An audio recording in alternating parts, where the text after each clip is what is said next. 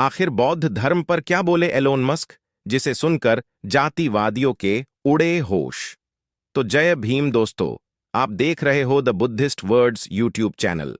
तो दोस्तों, हमारी आपसे एक ही विनंती है, अगर आप चैनल पर नए हो तो चैनल को अभी के अभी सब्सक्राइब करो और वीडियो को भी लाइक कर दो और वीडियो अपने दोस्तों के साथ शेयर कर दो। और हाँ, अगर आप इस वीडियो को अंत तक नहीं देख सकते तो अभी वीडियो को छोड़ दें। तो चलिए वीडियो शुरू करते हैं। दोस्तों, आज हम बात करने जा रहे हैं एक ऐसी शख्सियत के बारे में जिसने दुनिया को विज्ञान और तकनीक के माध्यम से नई दिशा दी है। लेकिन क्या आपने कभी सोचा है कि इस वैज्ञानिक सोच वाले व्यक्ति का बौद्ध धर्म से कोई संबंध हो सकता है? इस वीडियो में हम जानेंगे कि किस तरह मस्क के विचार और बौद्ध धर्म के सिद्धांतों में समानता दिखाई देती है। दोस्तों, एक कार्यक्रम में जब एक पत्रकार ने एलोन मस्क से सवाल पूछा कि मिस्टर मस्क, आप दुनिया भर में अपनी सोच और तकनीकी बदलावों के लिए जाने जाते हैं, क्या आपके जीवन में कोई आध्यात्मिक या धार्मिक प्रभाव भी रहा है?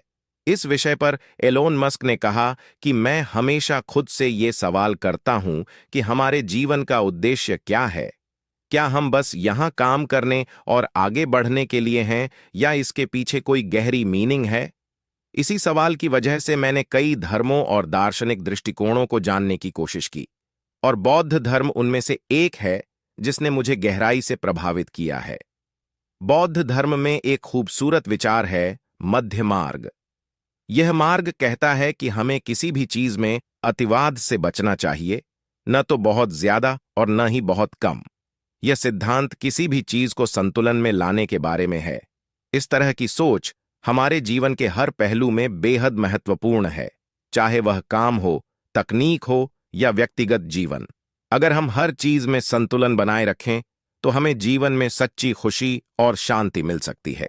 तकनीक और विज्ञान की दुनिया में हम हमेशा आगे जाने की होड़ में लगे रहते हैं, लेकिन बौद्ध धर्म सिखाता है कि कभी-कभी ठहरकर यह देखना जरूरी है कि हम कहां जा रहे हैं और किस उद्देश्य से जा रहे हैं।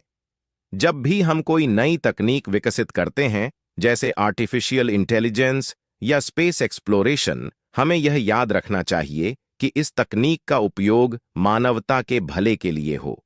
यही कारण है कि मैंने हमेशा कहा है कि किसी भी शक्ति का संतुलित उपयोग करना चाहिए। दोस्तों, मैं आपको बता दूं कि गौतम बुद्ध और डॉक्टर बाबा साहेब आम्बेडकर जी का जीवन हमें शिक्षा, संघर्ष, समानता और न्याय के पथ पर चलने की प्रेरणा देता है। बुद्ध का बौद्ध धर्म और बाबा साहेब के समाज सुधार के प्रयास दोनों ही उन मूल्यों को सामने लाते हैं जो किसी भी व्यक्ति और समाज को सफलता की ऊंचाइयों पर ले जा सकते हैं। आज जिन लोगों ने इन महान व्यक्तित्वों की शिक्षाओं को अपने जीवन में अपनाया है, वे न केवल अपने जीवन में सफलता प्राप्त कर रहे हैं, बल्कि समाज को भी आगे बढ़ा रहे हैं। इन विचारों से प्रेरणा लेकर लोग समाज में अपने संघर्षों को दूर कर आत्मसम्मान से भरपूर जीवन जी रहे हैं। गौतम बुद्ध ने समाज में शांति, करुणा और मध्यम मार्ग की शिक्षा दी। उनके द्वारा दिखाया गया अष्टांगिक मार्ग लोगों को संतुलित जीवन जीने का सही रास्ता दिखाता है।